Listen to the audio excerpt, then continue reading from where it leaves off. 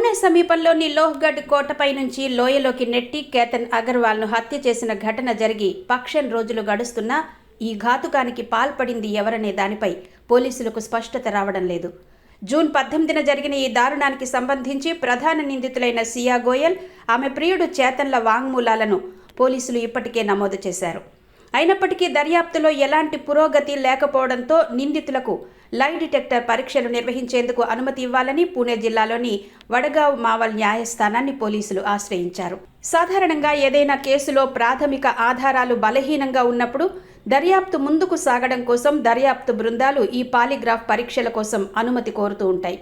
విచారణ సమయంలో నిందితుల రక్తపోటు, నాడి వేగం, శ్వాసక్రియ, చెమటల హెచ్చుతగ్గుల ఆధారంగా ఈ పరీక్షను నిర్వహిస్తారు. కేతన్ అగర్వాల్ను లోయలోకి తోసేసి హత్య చేయడానికి ముందే నిందితులు మే నెలలోనే ఆ కోటపై రిహార్సల్స్ చేసినట్టు పోలీసుల ప్రాథమిక విచారణలో తేలింది.